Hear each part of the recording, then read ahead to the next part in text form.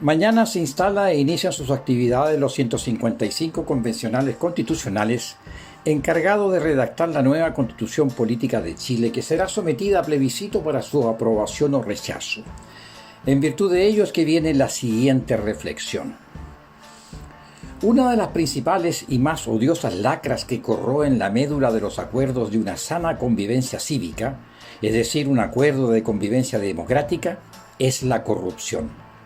Y para que haya corrupción, tiene que haber corruptos o corruptas, activos o pasivos. Da lo mismo, patos malos corruptos, definidos así genéricamente.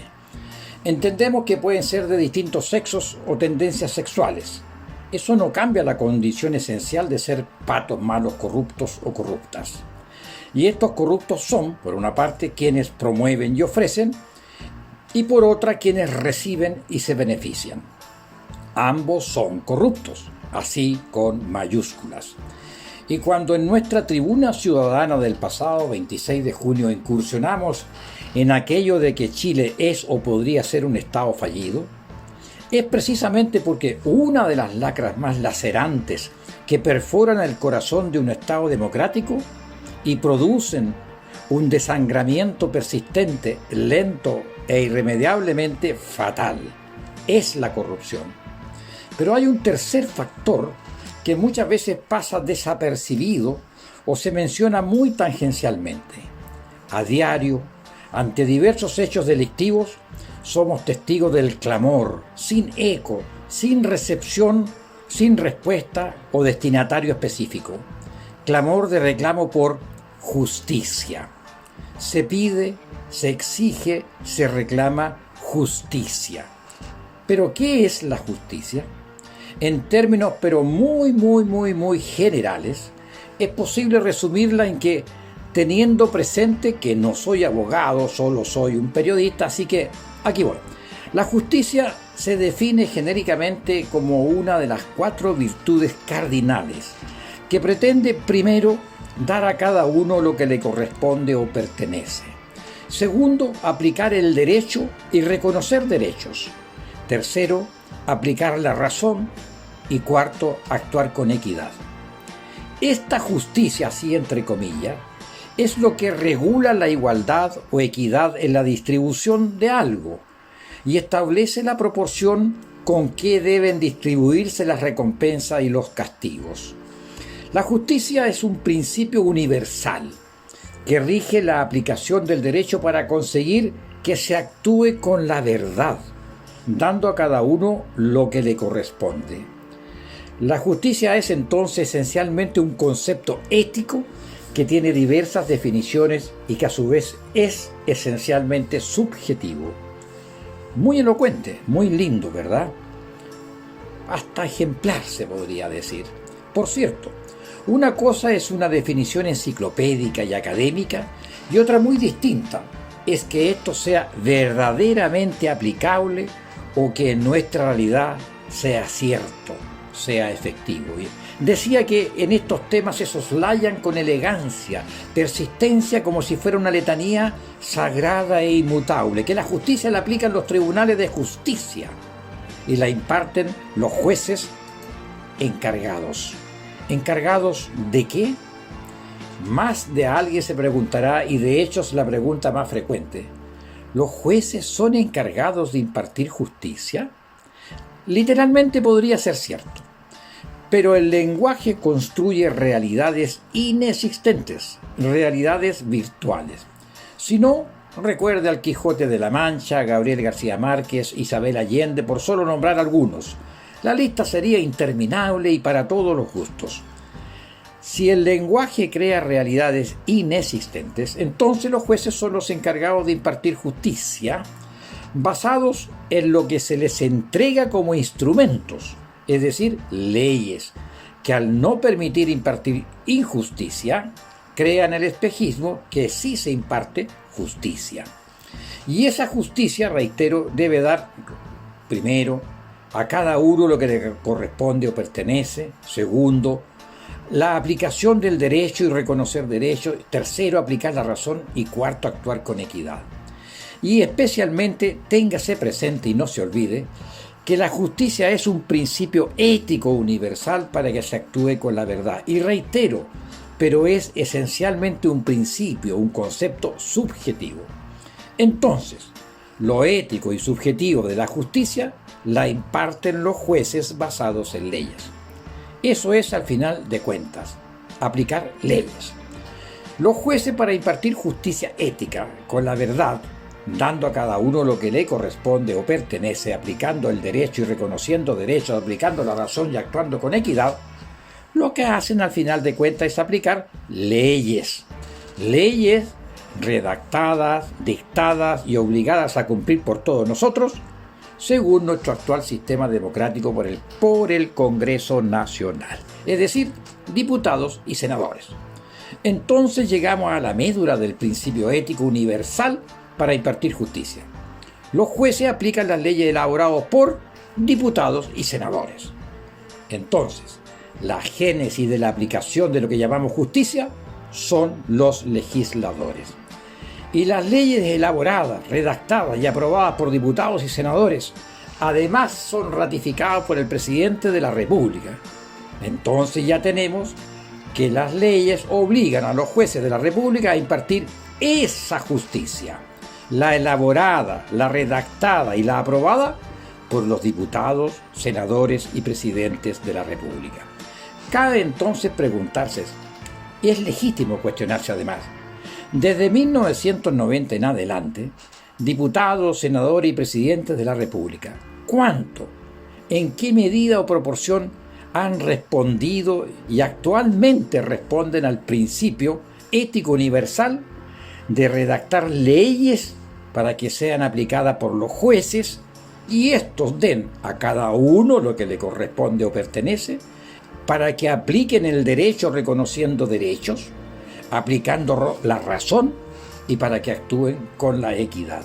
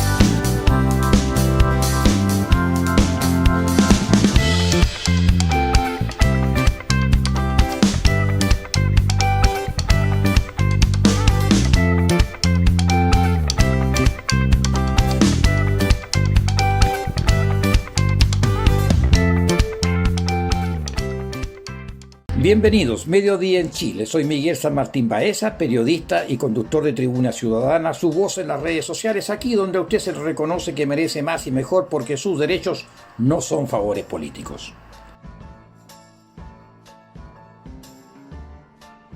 Entonces, teniendo presente la reflexión inicial, sumemos y repasemos parte de lo planteado la semana pasada para encauzar el tema de hoy de la justicia como principio ético universal. ¿Qué es un Estado fallido? En términos generales, un Estado fallido es aquel que no puede garantizar su propio funcionamiento o los servicios básicos a la población. Se caracterizan por su incapacidad para controlar el territorio, su falta de autoridad o su pérdida de presencia en la comunidad internacional. Según la ONU, el término de Estado fallido se utiliza para referirse a un Estado soberano que ha fallado en el ejercicio de sus funciones básicas y esenciales, vale decir, en sus leyes. Dicho Estado se caracteriza por un fracaso político, económico, social y de seguridad. Uno de los pilares del combate frontal a la corrupción, a sus agentes, operadores y receptores, es la libertad de prensa y de opinión. Tomemos como ejemplo un caso reciente en nuestra vecina Argentina. Mi posición editorial, en donde estoy parado desde el punto de vista de la opinión sobre lo que ha pasado en estas últimas horas. Mire, creo que por fin sonó un tiro para el lado de la justicia. La libertad de prensa ganó una nueva batalla. Con su fallo, la Cámara Federal porteña confirmó que el secreto periodístico sobre las fuentes de información es el ADN de nuestro trabajo. La búsqueda de la verdad es el motor que mueve a los medios de comunicación.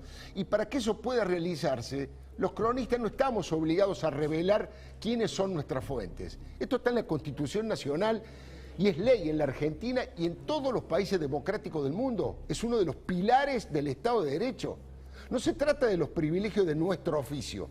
No es un derecho que tenemos los periodistas. Es un derecho de todos los ciudadanos a tener la mejor información, la más rigurosa y la más certera para que puedan tomar sus decisiones. Además, esta causa era un verdadero despropósito, donde los delincuentes acusaron al periodista honrado y valiente que reveló el sistema de corrupción más grande de la historia democrática argentina, conocido como los cuadernos de las coimas K. Dos procesados en ese expediente, Néstor Otero y Gerardo Ferreira, fueron contra el colega Diego Cabot, un verdadero despropósito de gente que no tiene ética ni vergüenza. Están involucrados en varias causas. Son dos empresarios enriquecidos durante el kirchnerismo que quisieron poner contra las cuerdas y cuestionar al periodista que investigó y reveló lo que ocurrió. ¿Cómo lo hostigaron? Pedían que dijera cómo consiguió los cuadernos escritos por Centeno. Querían que se revisara el teléfono celular de Diego Cabot, o que se tomaran las huellas digitales de los cuadernos, o que pidieron las cámaras de video del barrio de Diego Cabot. Una verdadera locura que ni el juez Julián Ercolini en primera instancia ni la Cámara aceptaron. ¿Se entiende? Los que violaron la ley le pedían a la justicia que violara la ley, obligando a que un periodista quebrara el secreto de las fuentes. Una verdadera locura.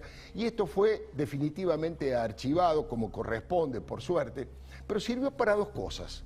Primero, para ratificar la vigencia de la libertad de prensa sin censura ni exclusiones.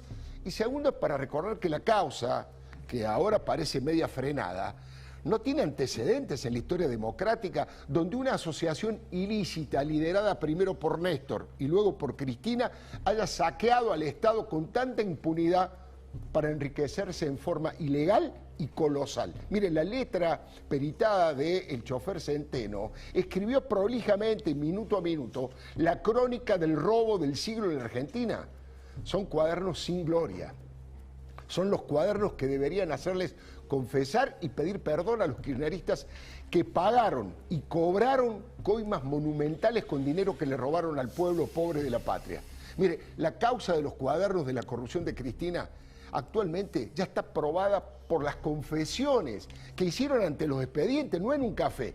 Ante la justicia, 31 imputados colaboradores aportaron pruebas documentales que fueron ratificados por la Cámara Federal, que confirmó su validez jurídica.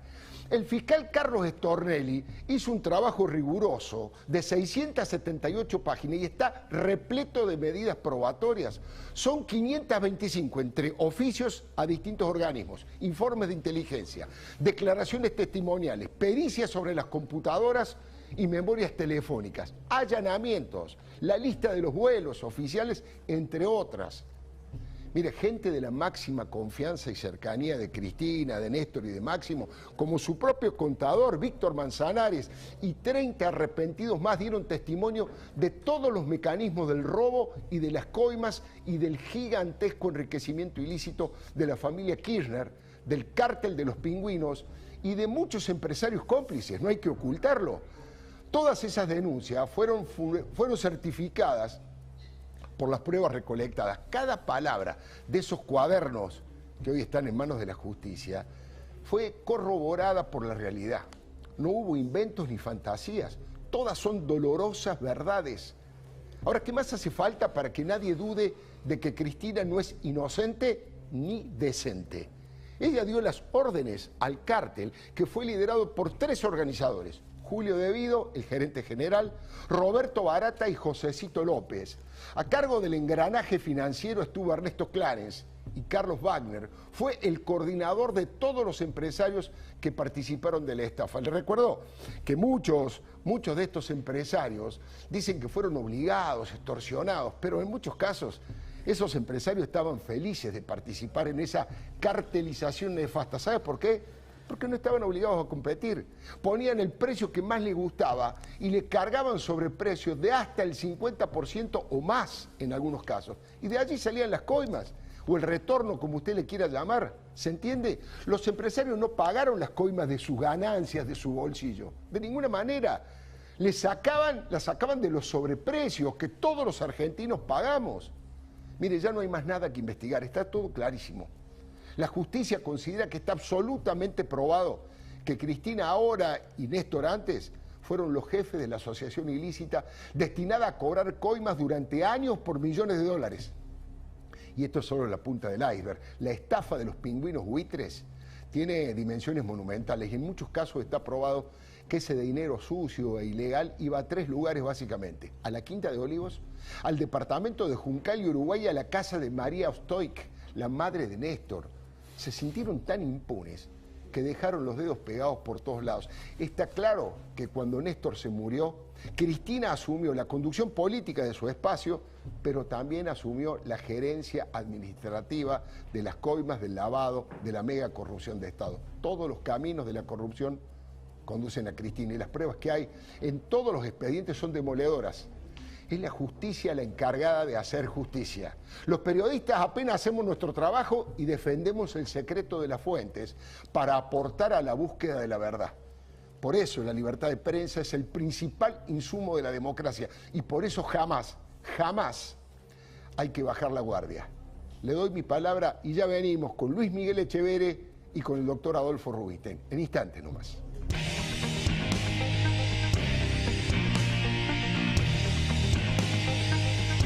Bueno, en nuestro país, al igual que el tema de la corrupción, es algo que aún es materia de mejora sustantiva. Es de esperar llegar a los niveles de nuestra vecina Argentina o a la ejemplar legislación de los Estados Unidos en esta materia y al respecto.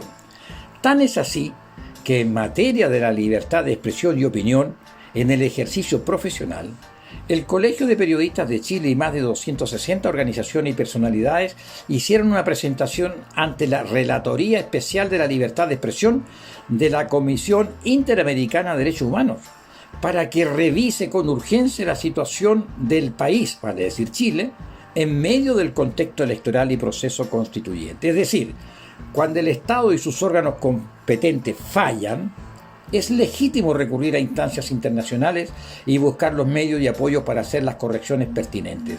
No es la primera vez.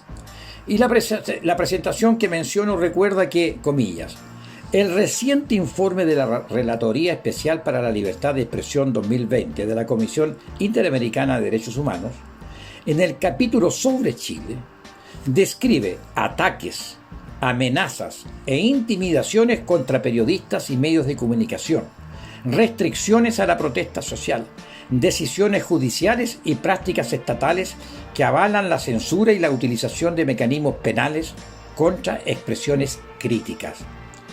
Por otra parte, en el mismo documento se señala con claridad que, comillas, los ataques y agresiones cometidos contra periodistas vulneran el derecho a la libertad de expresión tanto en su dimensión individual como colectiva, y no pueden ser tolerados en una sociedad democrática. Cierre comillas. Chile, es decir, un Estado fallido o en vías de serlo, a no ser por la rebelión social y la opción, derivada de aquella, de una nueva constitución, se encuentra, una vez más, bajo el ojo crítico de organismos e instituciones internacionales. Existen causas, motivaciones, hechos que fundamentan esta contundente presentación. La pregunta es, ¿forma todo esto parte de una trama de corrupción?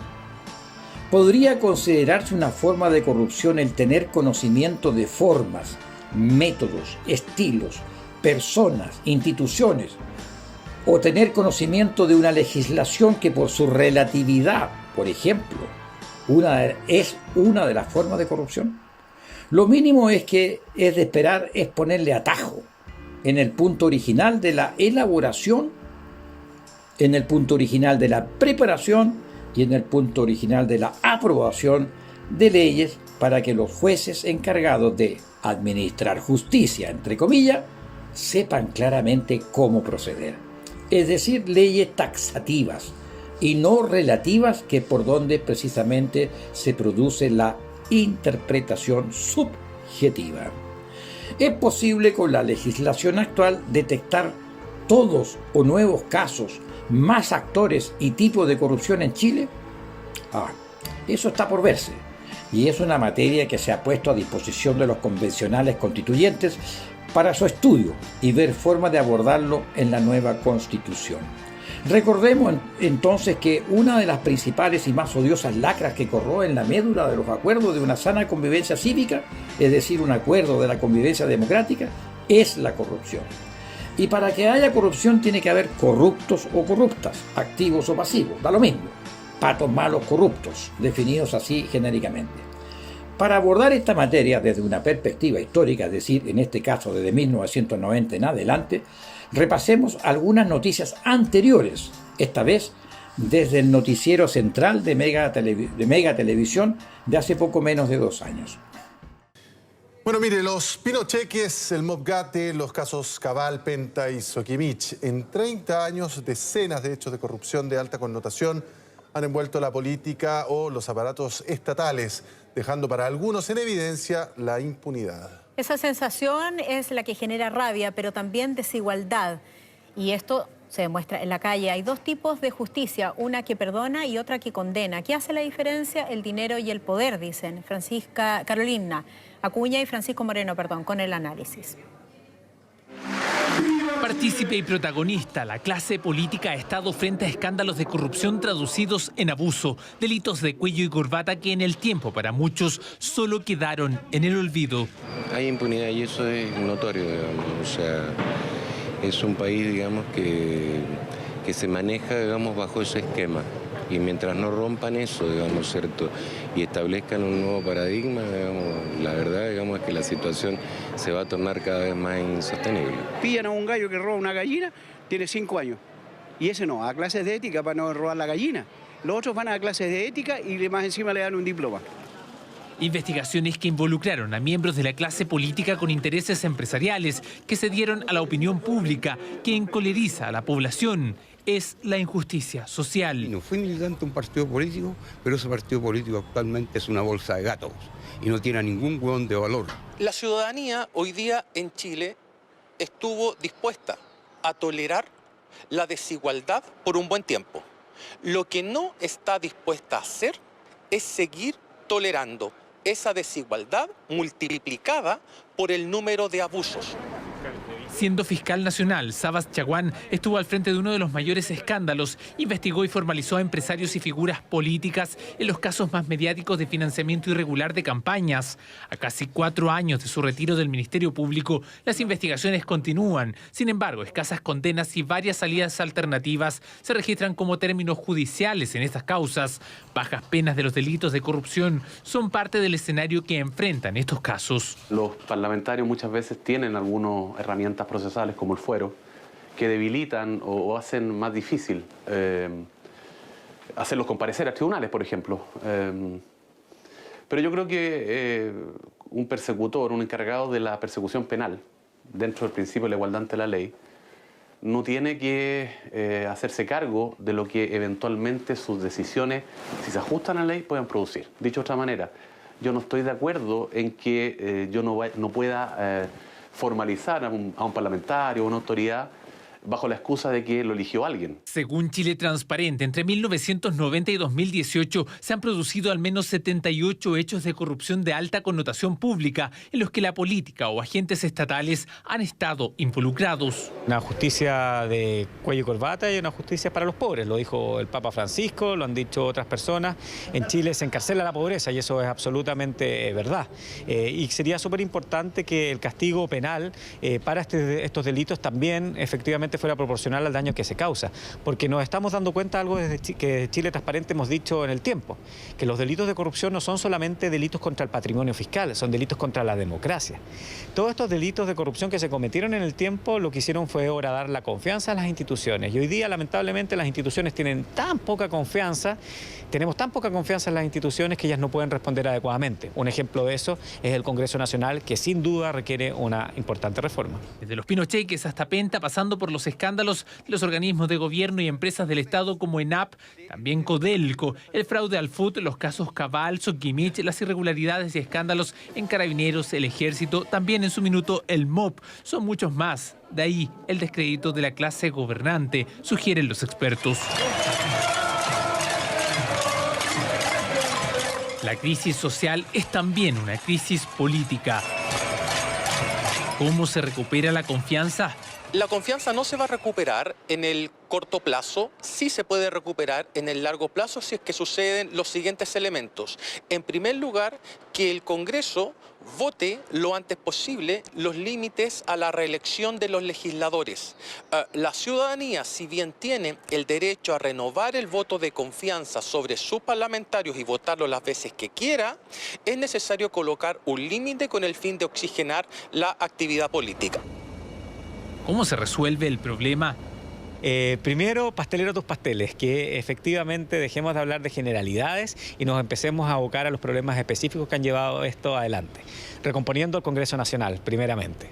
El Congreso Nacional requiere una gran reforma. Segundo, por supuesto que aumentando las penas y especializando la Fiscalía en el combate contra la corrupción. Y tercero, preocupándonos de algo que está muy presente en muchas poblaciones de Chile, que es el narcotráfico, el crimen organizado, que hoy día está horadando algunas de nuestras instituciones. Pero además hay que mejorar la ley, dice el abogado Chaguán. Si se aparta la ley, el fuero debería desaparecer. Porque si usted o yo cometimos un delito, no tenemos fuero. Yo creo que hay una reforma pendiente y creo que el Código Penal tiene que ser reformado.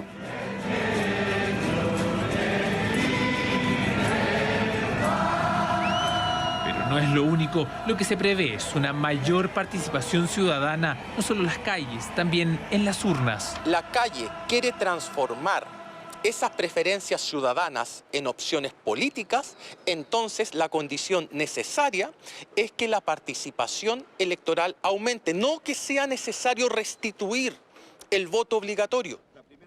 El combate a la corrupción está dentro de las prioridades de los ciudadanos, entre sus demandas, pues deprime la calidad de vida de ellos mismos y destruye la institucionalidad, sugieren los expertos. Ellos coinciden en que este es el momento para las reformas pendientes.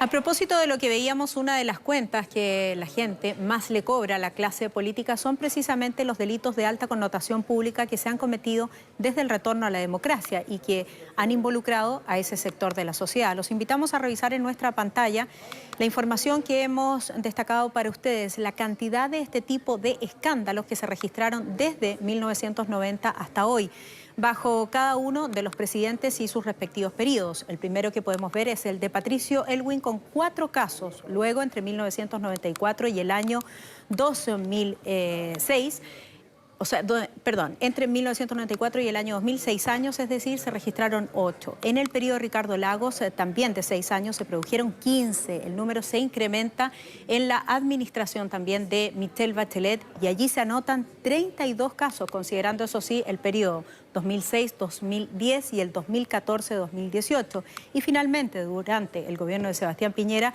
se suman 19, considerando de 2010 a 2014 y los años 2018 y 2019 en este segundo periodo. Allí tienen entonces el repaso que teníamos precisamente en nuestra gráfica. Los escándalos de corrupción, entonces, en democracia, tras el retorno a la democracia, totalizan lamentablemente 78 casos escandalosos de corrupción. Ante este recordatorio de hechos y personajes de corrupción surge una pregunta lógica, casi torpe. ¿Qué se ha hecho al respecto? ¿Qué han hecho los responsables de legislar? Sería del todo muy útil transparentar de qué modo partidos, parlamentarios y gobiernos que uno u otro se han alternado en los últimos decenios para hacer una legislación draconiana ante actos de corrupción. Los últimos hechos conocidos esta semana ya como que colma el base y todos los límites. Una vez más. Tú contratas a mi hermana y yo a tu hijo. Esta demanda revelaría acuerdo entre alcaldes del Biobío. Así titula una crónica de Radio Biobío del periodista Nicolás Parra. Comillas, todo quedó plasmado en un escrito enviado a un tribunal de Concepción. En él se devela un eventual acuerdo para la contratación cruzada de familiares entre el exalcalde de San Pedro de la Paz, Audito Retamal, y el jefe comunal de Talcahuano, Henry Campos Coa. Tanto la hermana de este último continúa la unidad de investigación de Radio Bío Bío, como el hijo de Retamal percibieron remuneraciones idénticas, esto es, poco más de 1.4 millones mensuales. Con todo, este último, Gabriel Retamal, hoy exige una indemnización de otros 14 millones. Los involucrados, por cierto, niegan que existiera un trato entre ambos. Comilla: comencé a trabajar en la municipalidad de Talcahuano después de 8 meses de cesantía, relata Gabriel Retamal, hijo del exalcalde Audito Retamal. Gracias a que mi padre, Audito Retamal Lazo, alcalde de San Pedro de la Paz, contrató a la hermana del actual alcalde talcahuano, Henry Campos Coa, lo que formó parte de un acuerdo celebrado entre ambos alcaldes, atestiguó. Y continúa así, comilla: de acuerdo a su testimonio de Gabriel Retamal, el objetivo era que ambos, tanto él como Patricia Campos Coa, hermana del jefe comunal de Talcahuano, pasaran a la planta de las respectivas municipalidades. Retamal, hijo, prosigue en su demanda, comilla: si bien la ilustre municipalidad de San Pedro de la Paz contrató a la hermana del alcalde Campos de Talcahuano, preparando un cupo para pasarla a la planta de personal, cumpliendo así con el trato, esto nunca ocurrió conmigo, dice Gabriel, no obstante las constantes insistencias de parte de mi padre, por lo que finalmente la calidad de planta de la hermana del alcalde Campos quedó a la espera, cierre comillas, aseguró. La verdad es que yo no sé si reír o llorar con todo esto. Gabriel Retamal, hijo del exalcalde de San Pedro de la Paz, Audito Retamal, en la región del Biobío, deja en evidencia este tipo de acuerdos cruzados entre alcaldes. Ambos lo desmienten, por cierto. El padre, Audito Retamal, desmiente a su hijo, y el alcalde Campos de Talcahuano niega el acuerdo, aunque su hermana quedó con su contrato en suspenso en San Pedro de la Paz. La pregunta del millón es: ¿qué hacen las autoridades? ¿Cómo reaccionan? La verdad es que aún no surge ninguna iniciativa parlamentaria, una comisión investigadora, alguna denuncia en tribunales, alguna vocería oficial del gobierno, alguna reacción de oficio de la Contraloría General de la República e investigar a las otras municipalidades de la región y constatar si esta es o no una práctica generalizada. Tirar de la hebra del ovillo. Nada de nada. ¿Cómo se debe interpretar este silencio? ¿Es o no corrupción? Por todo lo comentado y mucho más, es que la Asamblea Constitucional, que comienza mañana su trabajo de redactar una nueva Constitución Política del Estado, debiera considerar estos dos grandes temas. 1. La más absoluta y restricta libertad de expresión y opinión, uno de los pilares democráticos esenciales contra la corrupción, contra los abusos de poder, contra los atentados a la ética y a la probidad pública. Y 2. Medidas draconianas para quienes sean partícipes o lo hayan sido de la corrupción pública, evitando que los de siempre, los mismos de siempre, siempre los mismos, que estén vinculados o lo hayan estado a este tipo de episodios, aunque estén ejerciendo cargos hoy o lo puedan tener mañana, no puedan volver a ser parte de quienes dirijan nuestras comunas o ser parte de quienes redacten las leyes que luego son la base del clamor a los tribunales por justicia. El nuevo pacto democrático debe garantizar un Estado libre de corrupción y una genuina libertad de expresión y de opinión.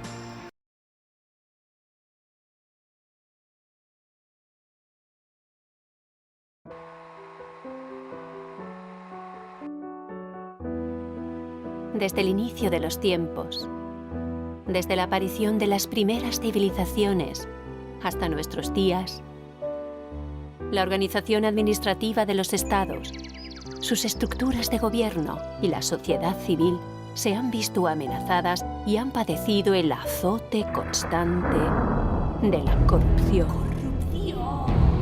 Abuso de poder para obtener ilícitamente beneficio o ventaja en favor propio o de un tercero.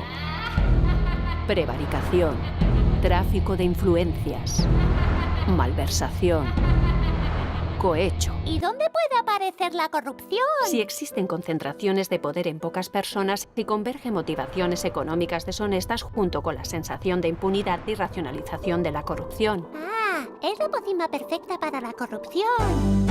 ¿Y qué pasa con los servicios públicos cuando hay corrupción? Los servicios públicos pueden parecer gratuitos, pero no lo son. Se pagan con nuestros impuestos, cuando cobramos nuestros sueldos, cuando compramos en el súper o pagamos la factura del móvil, cuando ponemos gasolina en la moto o sacamos el ticket del bus. Cuando vamos de vacaciones o salimos a tomar algo con los amigos, cuando vamos al cine o nos suscribimos a una plataforma. Sí, de este modo todos pagamos impuestos. Son cientos de miles de millones de euros. Pero cuando aparece la corrupción... El dinero de los impuestos que pagáis todos desaparece. Porque los corruptos se lo quedan para ellos y sus amigos. Tu escuela, tu centro de salud, el transporte público, el alumbrado de las calles, la recogida de basuras, el polideportivo, verán reducidos sus fondos económicos y bajará la calidad de los servicios. La corrupción no solo merma la fortaleza de los estados, también deteriora su capacidad económica, debilita el desarrollo de las regiones y sus infraestructuras, degrada la sanidad, la educación, la seguridad ciudadana, los servicios sociales. La pensión de los abuelos. No solo los servicios públicos se ven afectados, tu capacidad económica y tu entorno también se deterioran. Se pierde confianza en los gobiernos. El costo de la corrupción lo acabas pagando tú. La corrupción la pago yo. En un mundo sin corrupción disfrutaríamos de mejores servicios públicos. Y un mayor bienestar para todas nuestras familias. Erradicar la corrupción es tarea de todos. Puede parecer que... El problema de la corrupción es imposible de resolver. No es imposible.